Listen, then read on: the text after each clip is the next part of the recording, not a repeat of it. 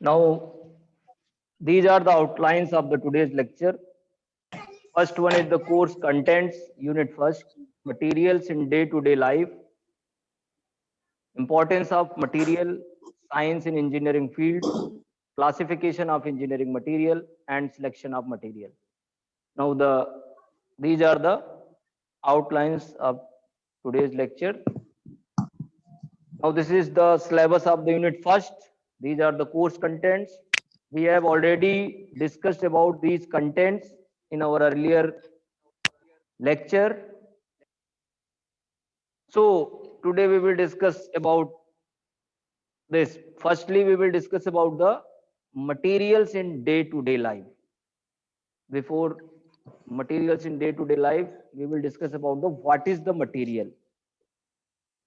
Definitely आप लोग ये पिक्चर्स एक देख रहे होंगे जिसमें कि आपको प्लेन दिख रहा है, रैकेट्स दिख रहा है, ये बिल्डिंग मटेरियल बिल्डिंग दिख रही है, यहाँ पे आप ये साइकिल देख रहे हैं, ये कार देख रहे हैं, और जहां पे भी जिधर भी आप फिजिकल जो भी आपको चीजें दिख रही हैं वो सारी की सारी किसी न किसी मटेरियल से बनी हुई हैं। तो बहुत एक सिंपल वे में यदि बात की जाए तो एक्चुअली आपको इम्पोर्टेंस समझ में आ रही है कि इस मटेरियल की इम्पोर्टेंस क्या है। यदि मैं बात करूं तो यानी मटेरियल कुछ भी नहीं है, मटेरियल कोई भी चीज यदि हम यूज करते हैं कुछ भी बनाने या करने के लिए, that is called actually material, a substance that can be used for making और डूइंग समथिंग। मतलब कुछ भी बनाने या कुछ करने के लिए जो भी सब्सटेंस को हम यूज करते हैं वो सारा का सारा मटेरियल है। यानी मटेरियल इज अ सब्सटेंस और mixture of substances that makes an object. Definitely कोई भी ऑब्जेक्ट है, वो मैंने बताया, यहाँ पे ढेर सारे मटेरियल आपको ऑब्जेक्ट्स दिख रहे हैं। वेबस्टर्स डिक्शनरी उनने स्पेसिफाई किया है मटेरियल की डेफिनेशन के लिए, यहाँ पे किया कि materials are defined as substances of which something is composed और मेड। एक ही बात है जो पहले मैंने बोला, मटेरियल इज अ सब्सटेंस और mixture of substances that can makes an object, या substance that can be used for making or doing something. Now this is the simple definition of the material. Now definitely इन सब चीजों को देख के आपको ये feel हो रहा होगा कि materials play an important role for our existence, for our day-to-day needs and even for our survival. Definitely आप जो चारों तरफ देख रहे हैं, there are some essential needs and there are some luxurious needs. तो दोनों, चाहे वो एसेंशियल नीड्स हो या लग्जरियस नीड्स हो, उन सब के लिए हमारा जो है वो मटेरियल का होना बहुत जरूरी है। In the stone age the naturally accessible materials were stone, wood, bone, fur etcetera. मतलब जो हमारे stone age, then bronze age, then iron age, ये जो सारे एजेस भी डिफाइन किए हैं हिस्टोरिकली, तो वो इन मटेरियल्स के बेस पे we can classified the different ages from stone age to this particular today's information age. Now gold was the first metal used by the mankind, followed by copper. In the bronze age, copper and its alloy like bronze was used. In the iron age they discovered iron. alloy मतलब जब एक कोई material के अलावा कुछ और उसमें mix कर देते हैं, इट मीन्स कि मटेरियल्स कैन बी प्योर और इम्प्योर। यदि वो पूरा एक ही मटेरियल है, एक ही कंपोजिशन का बना हुआ है तो प्योर है, और यदि उसमें कुछ इम्प्योरिटीज यानी दूसरी चीजें मिली हुई हैं, then that is called alloy, alloy of particular material. तो हम उसको आगे चल के देखेंगे। तो these are the materials in day to day life. Now in next slide we can see here why material science is important to engineer in different fields. Definitely चाहे वो मैकेनिकल हो, सिविल हो, इलेक्ट्रिकल हो या aerospace, automobile, electronic, ये सारे engineering fields में material की बहुत इंपॉर्टेंस है। आप इसको अब देख पा रहे होंगे, एक एक लाइन से मैं आपको समझाने की कोशिश करूंगा। इनमें से एक एक एग्जाम्पल है, but there are number of examples from these particular different engineering fields कि जहाँ पे ये मटेरियल की बहुत ज्यादा इंपॉर्टेंस है। ये एक एक एग्जाम्पल्स इसमें दिए हुए हैं। तो mechanical engineers search for high temperature material so that gas turbines, jet engines, etc. can operate more efficiently and wear resistance material to manufacturing bearing material. एक एग्जांपल है कि जो मैकेनिकल इंजीनियर है तो उसे पावर जनरेशन करना है by using gas turbines या हमें जेट इंजिन्स नए बनाने हैं तो उसे डे बाय डे हमें मटेरियल में रिसर्च करनी पड़ेगी, नया मटेरियल हमें स्मार्ट मटेरियल बनाना पड़ेगा जिससे कि हम efficiently we can operate these devices, we can operate these machines without bearing and failure of the material.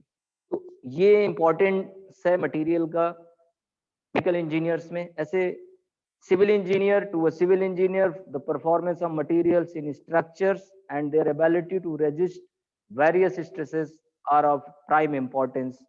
This helps students in civil engineering to understand the physical and structural properties of common construction materials. मतलब आप building बना रहा है civil engineers का व्यक्ति या dam बना रहा है तो उसकी सबसे इंपॉर्टेंट है कि वो जो डैम है वो बिल्डिंग है या कोई मॉल है या कोई रेलवे ट्रैक है तो उसका सबसे इंपॉर्टेंट है कि कितना लोड बियर करेगा. तो ऐसा मटेरियल लें जिससे कि जब हम load whenever we applied a certain load over any particular object then there is a stress which is induced inside the material. ये बेसिक हम आगे देखेंगे आप थर्ड सेम में कि जब भी हम कोई लोड यानी आपको समझना लोड जब अप्लाई करेंगे तो फेल होने की कोशिश करेगा. कुछ लोड तक तो वो डेफिनेटली अपने आप को रेजिस्ट करेगा बट थोड़ी देर बाद वो फेल हो जाएगा. तो हमें देखना है कि कितने लोड के लिए कौन सा मटेरियल सुटेबल होगा. तो जब हमारे पास मटेरियल की नॉलेज होगी तब हम डिसाइड कर पाएंगे. Then we can select a proper material for a particular use. Yes building बनानी है तो ये वाला मटेरियल ले लो. अच्छा रेलवे ट्रैक है तो ये वाला, डैम बनाना है तो ये वाला मटेरियल ले लो. तो we should know about the properties of the material. We have a good knowledge of the material. only that then we can select a proper material for a particular use. तो similarly ऐसे electrical engineers के लिए है. Electrical engineers search for materials by which electrical devices or machines can be operated at a faster rate with minimum power losses. Machines generator और Motors के examples हैं वो ऐसे मटेरियल्स को यूज करते हैं उनमें जिससे कि उसकी एफिशिएंसी ज्यादा से ज्यादा इलेक्ट्रिकल इक्विपमेंट्स की मशीन्स आए. तो मटेरियल्स पे बहुत ज्यादा फोकस है. एरोस्पेस डेफिनेटली हम चाहेंगे कि एरोस्पेस में जो लाइट वेट का मटेरियल हम जैसे टाइटेनियम यूज करें, लाइट वेट का मटेरियल हम यूज करें. ऑटोमोबाइल इंजीनियर्स पहले अब बहुत ज्यादा हैवी वेट की उसी पावर की गाड़ियां आती थी, आजकल लाइट वेट आ रही हैं और साथ में जितनी वेट एसेंशियल है उतना वेट के साथ और उससे कम वेट की ज्यादा मजबूती वाला मटेरियल हम आजकल स्मार्ट मटेरियल बना चुके हैं. तो ये लिखा हुआ है automobile engineer search for materials having high strength to weight ratio. मतलब वेट कम हो लेकिन उसकी स्ट्रेंथ ज्यादा हो. तो ये डे बाय डे जब हम मटेरियल को ज्यादा रिसर्च करते हैं तो हम पाते हैं कि यानी पहले हमें नॉलेज होना चाहिए कि किस तरह की मटेरियल की जरूरत है, फिर उसमें और भी हम रिसर्च करके एक अच्छा मटेरियल बनाते हैं जिससे कि हमारा वेट कम हो लेकिन उसकी स्ट्रेंथ ज्यादा हो. Electronic engineers search for material that are useful in the fabrication and miniaturization of electronic device. जैसे पहले इलेक्ट्रॉनिक्स कंपोनेंट काफी बड़े बड़े होते हैं, फिर धीरे धीरे करके हम उनको स्मार्ट मटेरियल के द्वारा उन्हीं चीजों को क्या है. पहले कंप्यूटर एक कमरे का होता था, सुपर कंप्यूटर जो बना था पहला पूरा एक 200 स्क्वायर फीट का पूरे कमरे का कंप्यूटर था. धीरे धीरे करके आज लैपटॉप में वो सारी डिवाइसेज आ गई हैं. इसी तरह से chemical engineer search for highly corrosion resistance materials. तो इस तरह से as per the need different engineers जो है मटेरियल्स को यूज करते हैं. उसके लिए उनके पास एक अच्छा नॉलेज मटेरियल्स का होना चाहिए. इसलिए मटेरियल सारे इंजीनियरिंग फील्ड्स में इंपॉर्टेंस रखता है. Okay, now this is a classification of engineering materials. इसके पहले क्लासिफिकेशन के पहले ये हम डिस्कस कर लें. जैसा कि हमने इंपॉर्टेंस ढेर सारे देखे हैं, आप लोग समझ रहे हैं ना? कोई किसी को कोई प्रॉब्लम आ रही है? सुनाई दे रहा है सभी को? Yes sir. Yes sir. Okay, yes sir, no problem. Okay okay okay okay. Now this is the first topic of the subject, classification of engineering material. यहाँ हम डिस्कस करेंगे कि कौन कौन से इंजीनियरिंग मटेरियल्स होते हैं, हम उनको कैसे क्लासिफिकेशन करते हैं, तो उसके पहले जैसे कि हमने इंजीनियर्स डिफरेंट फील्ड्स में उसकी नॉलेज इंपॉर्टेंस है, तो वो नॉलेज लेके वो कर क्या सकता है, तो डेफिनेटली उसको मैं थोड़ा सा सॉर्ट आउट, आप उसको समझें क्या कर सकता है कि डेफिनेटली उसके पास अच्छा नॉलेज होना चाहिए। तो इंजीनियर यदि ऐसा सारे नॉलेज मटेरियल्स का होता है, तो वो this enables that engineer to select a material for a given use based on a considerations of cost and performance। मतलब वो सिलेक्ट कर पाएगा प्रॉपर मटेरियल जिससे उसकी कॉस्ट इकोनॉमिक हो, और जो भी उस मशीन्स को फंक्शन करने के लिए जो भी कंसिडरेशंस हैं, जो हमने कंस्ट्रेंट्स लिए हैं, उसको फॉलो करते हुए मशीन प्रॉपर फंक्शन कर सके। Now to understand the limits of materials and the change of their properties with use। किसी मटेरियल के बारे में जान गए हैं, उसकी प्रॉपर्टीज जान गए हैं, अब जैसे यूज होगा उस यूज के हिसाब से हम उस मटेरियल को कुछ ट्रीटमेंट करके उसको उसके यूज के हिसाब से भी बना सकते हैं। ये जब नॉलेज होगी मटेरियल की तभी हम कर पाएंगे। To be able to create a new material that will have desirable properties, जैसा कि मैंने बताया कि नया मटेरियल हम क्रिएट कर सकते हैं। तो इस तरह से to be able to use the material for different application, हम डिफरेंट एप्लीकेशंस को उसके हिसाब से उस मटेरियल्स को बना सकते हैं। तो इसलिए जब हमारे, चाहे वो इलेक्ट्रिकल इंजीनियर हो, मैकेनिकल इंजीनियर हो, या सिविल इंजीनियर हो, इलेक्ट्रॉनिक इंजीनियर हो, या केमिकल इंजीनियर हो, उसके पास प्रॉपर नॉलेज होगी मटेरियल्स को, तो as per their need they can create a material, and जब मटेरियल वो क्रिएट कर लेगा and select a proper material for a particular type of applications. Okay, now ये स्क्रीन में आप लोगों को दिख रहा होगा क्लासिफिकेशन ऑफ इंजीनियरिंग मटेरियल्स। तो Yes, sir.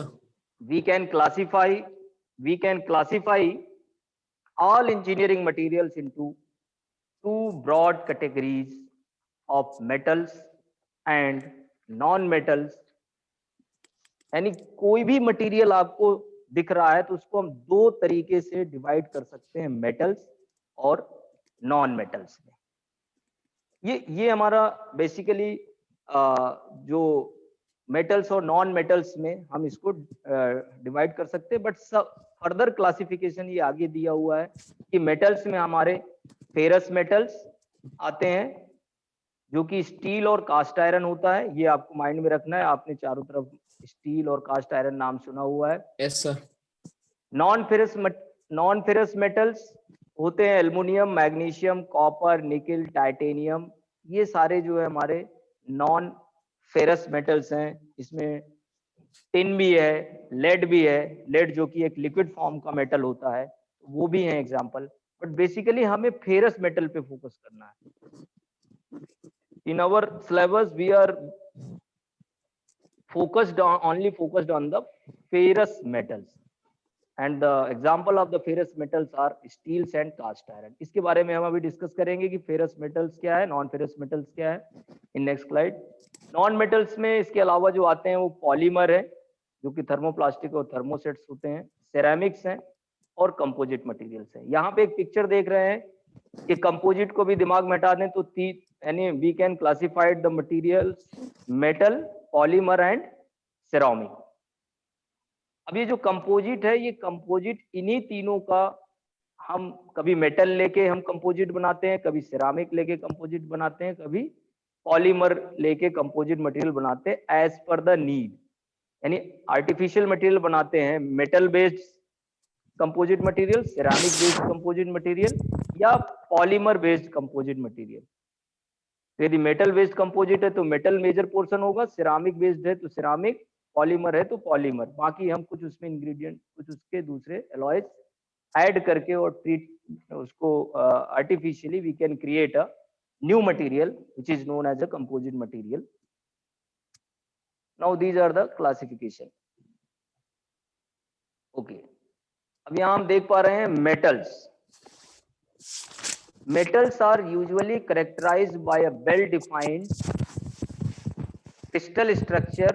They are bonded together by means of metallic bonds। मतलब जो metals हैं, आप देख पा रहे हैं पिक्चर में, metals दो तरीके से डिवाइड किया गया है, फेरस और नॉन फेरस। ये जिसका अनम्यूट कर ले, जो भी आवाज आ रही है।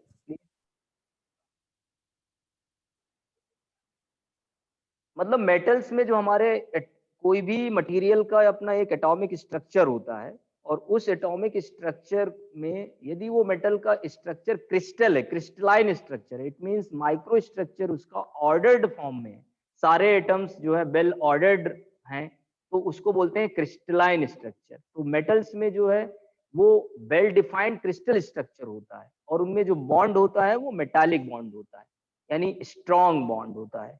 तो इसकी दो डेफिनेशन में है कि वो क्रिस्टल स्ट्रक्चर होते हैं, जो नॉन मेटल्स होते हैं वहाँ नॉन क्रिस्टलाइन स्ट्रक्चर होता है, यानी माइक्रो स्ट्रक्चर उनके वो वेल ऑर्डर्ड फॉर्म में नहीं होते हैं, और जो बॉन्ड होता है वहाँ वो कोवैलेंट बॉन्ड होता है नॉन मेटल्स में। तो अभी हम बेसिकली बात कर रहे हैं मेटल्स की, तो इसकी दो इंपॉर्टेंट है कि उसके बॉन्ड्स जो है मेटालिक बॉन्ड्स होगा, और जो जो उसकी स्ट्रक्चर है वो क्रिस्टल स्ट्रक्चर होगा। Pure metals are not good enough for many application. जब भी हम प्योर मेटल्स की बात करते हैं, तो जो भी एग्जिस्टेंस में हमारे कोई भी इंजीनियरिंग एप्लीकेशन से कोई भी किसी भी प्योर मेटल्स का यूज नहीं होता कुछ भी। तो वैसे यूनिवर्स में प्योर या आइडियल नाम की कोई चीज एग्जिस्ट नहीं करती है। ऑलवेज 0.0000% कुछ ना कुछ उसमें इम्प्योरिटीज होती है। जैसे हम गोल्ड को ले ले, तो 100% pure gold, there is no यार very less use of the pure gold. आप ऑर्नामेंट नहीं बना सकते, जो भी उसका यूज देख रहे हैं उसमें कुछ ना कुछ मिक्स करके ही उसको स्ट्रेंथन करते हैं, अदरवाइज वो बहुत सॉफ्ट होता है, बहुत सॉफ्ट होता है। इसलिए इसमें दिखाओ स्पेशली स्ट्रक्चरल एप्लीकेशन, जहां पे स्ट्रेंथ की जरूरत है उस तरह से हम किसी भी प्योर मेटल्स को स्पेसिफिकली यूज नहीं करते हैं। The ferrous metals, now there are two types of metals, ferrous and non ferrous. The ferrous metals are those which have the iron as their main constituent, such as cast iron, steel and wrought iron. तो इसके जो ferrous metals का main जो constituent है वो क्या है? Iron है। बाकी उसके साथ कुछ उसमें है, बट फेरस मेटल में मेन या बेस मटेरियल जो है वो आयरन है। नॉन फेरस मेटल्स में are those which have metal other than iron as their main constituent. यदि आयरन के अलावा जितने भी हमने पढ़े हैं, aluminium, magnesium, copper, titanium, bronze, zinc, tin, zinc, ये सारे के सारे लेड, यदि ये कॉन्स्टिट्यूएंट हैं तो वो कहलाएगा हमारा नॉन फेरस मेटल। तो आपको माइंड में रखना है कि फेरस मेटल में आयरन मेन कॉन्स्टिट्यूएंट है, और नॉन फेरस में आयरन के अलावा दूसरा मेटल मेन कॉन्स्टिट्यूएंट। इस तरह से आप देख पा रहे हैं स्टील, ये आपने देखा होगा जो बिल्डिंग्स मटेरियल्स में ये यूज होता है, तो आप देख पा रहे हैं स्टील रॉड्स, स्टील जो पाइप्स, ये कास्ट आयरन है। आपने घरों में यूटेंसिल्स देखे होंगे, और मशीन्स के बेड भी बनते हैं इस कास्ट आयरन की। डैम्पिंग कैपेसिटी काफी अच्छी होती है कास्ट आयरन की। तो आगे हम चलेंगे इनकी प्रॉपर्टीज के बारे में, but you can see the example of this aluminium. Aluminium की ये इंजिन्स के पार्ट्स हैं, पिस्टन वगैरह ये एल्युमिनियम के बनते हैं। तो कॉपर है, ये इसके भी इलेक्ट्रिकल वायर बनते हैं। ये कॉपर के भी आपके हाई टेंशन लाइंस आपने देखा होगा, वो सारे एल्युमिनियम के बने होते हैं। कॉपर का भी इलेक्ट्रिक वायर्स और ढेर सारे यूजेज इसके हैं, एक एक एग्जांपल मैंने दे रखा है यहाँ पे। तो हमने यहाँ पे फेरस मेटल्स और नॉन फेरस मेटल्स के क्या क्या एग्जाम्पल हैं, और हम यहाँ देख सकते हैं कि ये एग्जाम्पल है विच, और इस तरह से हम फेरस मेटल्स और नॉन फेरस मेटल्स को इस स्लाइड्स में जान पाए। Now next, polymers.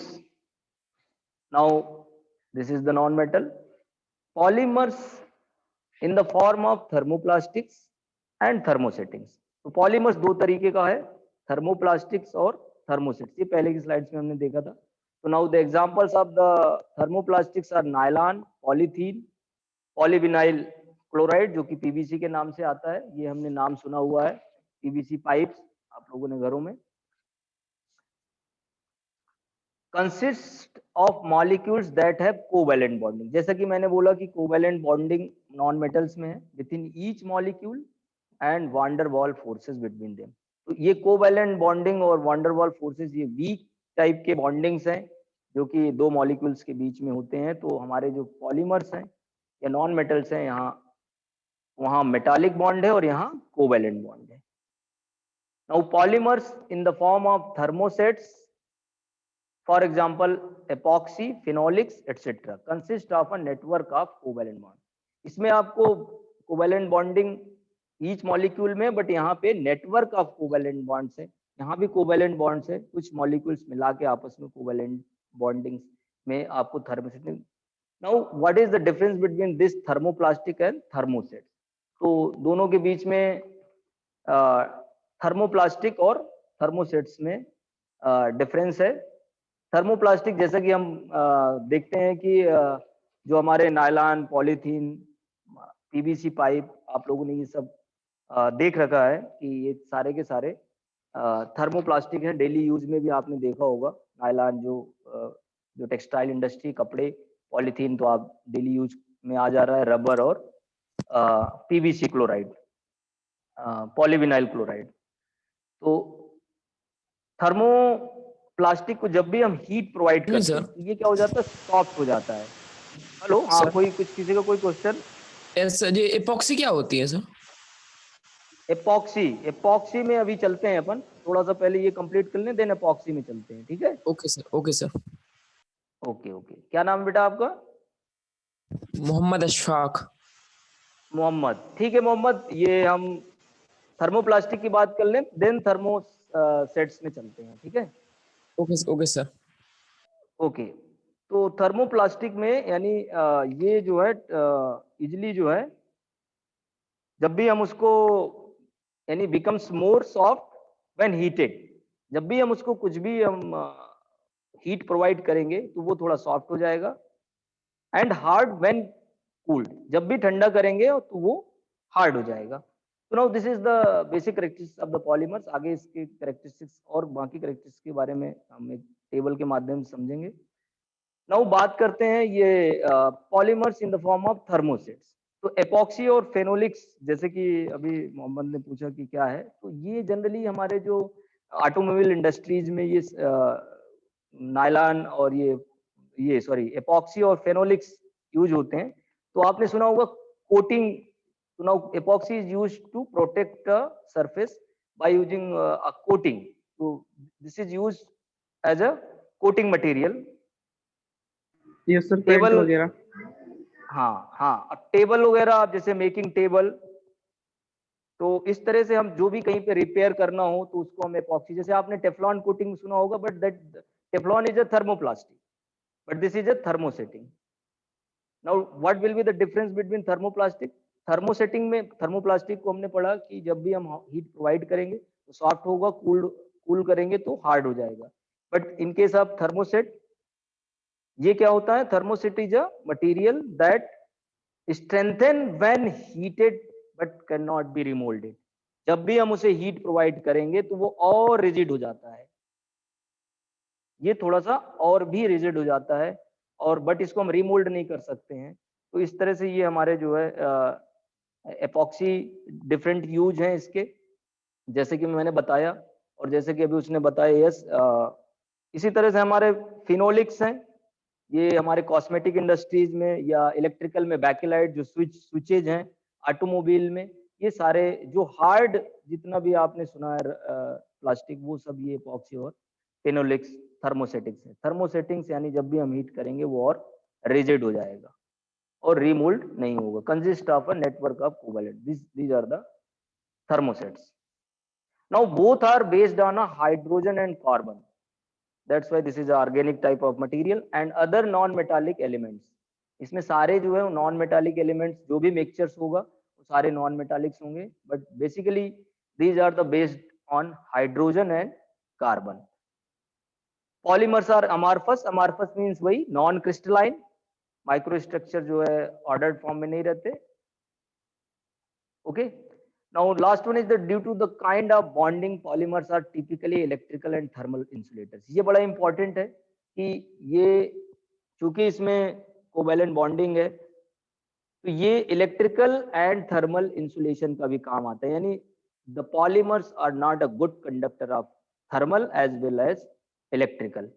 तो ये अब कंडक्टिविटी इनकी अच्छी नहीं होती तो किस काम आएंगे ये, ये इंसुलेशन के काम आते हैं, दोनों के दोनों इलेक्ट्रिकल इंसुलेशंस, ठीक है।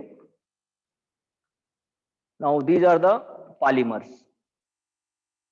Now the last one is the ceramics, ठीक है। अभी किसी के पास कोई क्वेश्चन आ रहा है, आप लोग समझ पा रहे हैं? कोई एक बोल सकता है, दिख रहा है स्क्रीन? यस सर, दिख रही है ऐसी screen. Okay okay. Now the last one is the ceramics.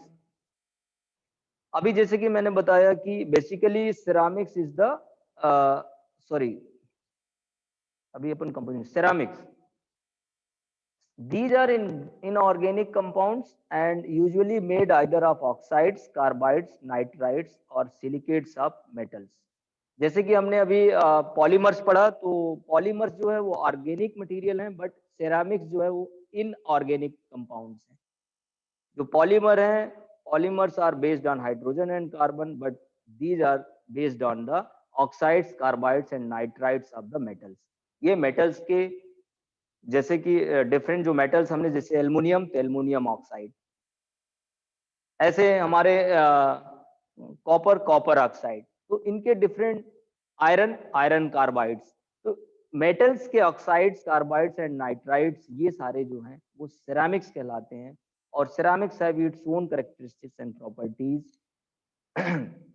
तो जैसा जैसा उनका करेक्टरिस्टिक्स और यूज के हिसाब से हम उनको यूज करते हैं। Ceramics are typically partly crystalline and partly amorphous. जैसा कि हमने मेटल्स को देखा वो क्रिस्टलाइन है, हमने पॉलीमर्स को देखा वो नॉन क्रिस्टलाइन है, बट सिरामिक्स आर टिपिकली यानी पार्टली क्रिस्टलाइन है और partly non crystalline. Amorphous means non crystalline. So now ceramics, the structure of the ceramics are non-crystalline, partly crystalline and partly non-crystalline. Atoms in ceramic materials behave mostly like either positive or negative ions and are bound by very strong Coulomb forces between them. अब जो molecules के बीच में metals में strong bonding है, polymers में weak bonding है, but ceramics में strong coulomb forces है बिटवीन द मॉलिक्यूल्स। तो यहाँ पे भी एक स्ट्रॉन्ग बॉन्डिंग है। These materials are characterized by very high strength and under compression, यानी यदि हम कंप्रेस करते हैं, metals are strong against tension as well as compression, but ceramics are highly has a highly high strength under the compression।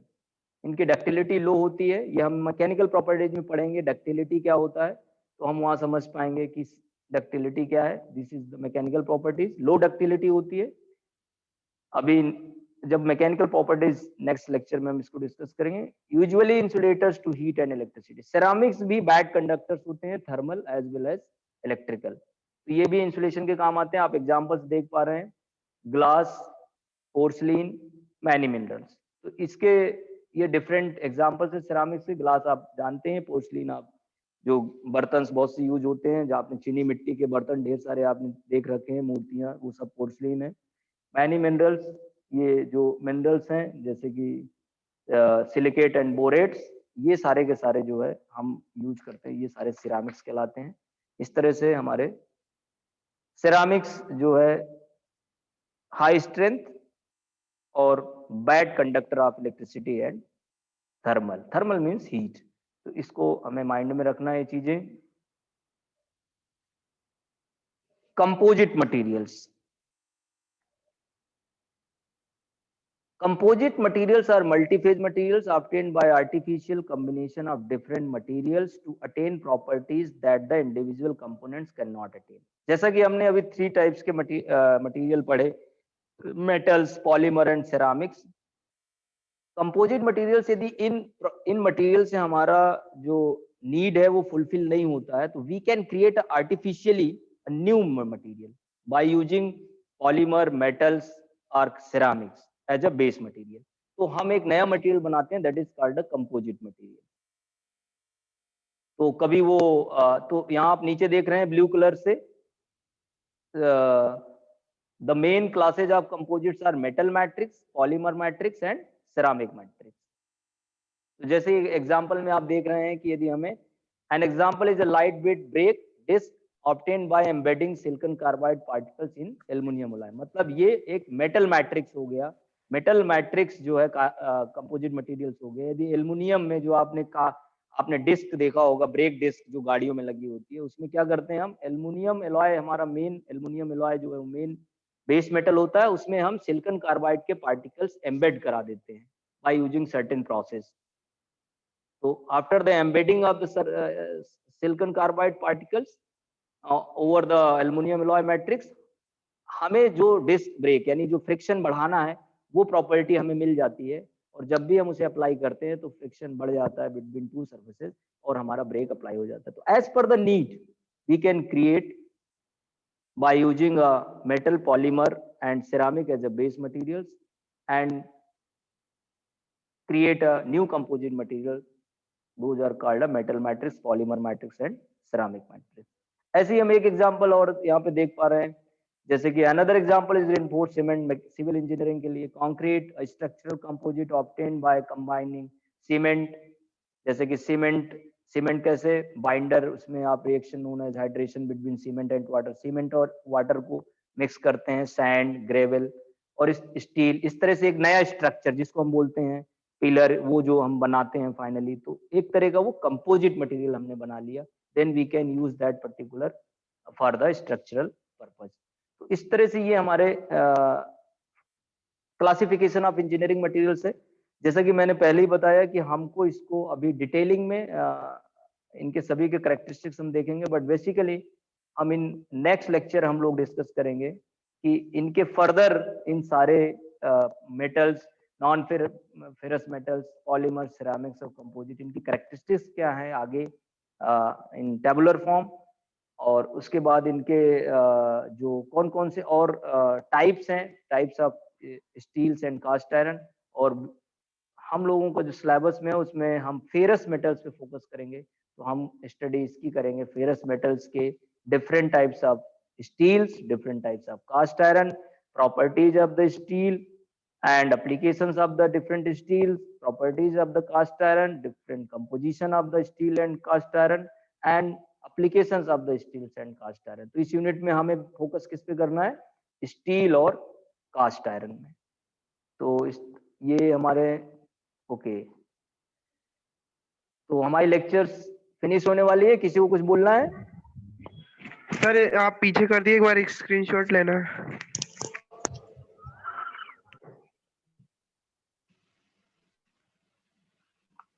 Okay, कौन से वाले का?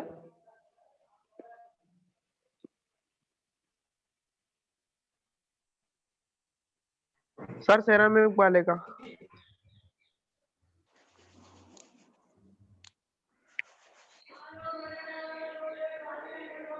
Sir ले लिया। और sir in next lecture we will discuss about the steel and basically steel composition of the steel and cast iron। Sir of हो गई class? हाँ,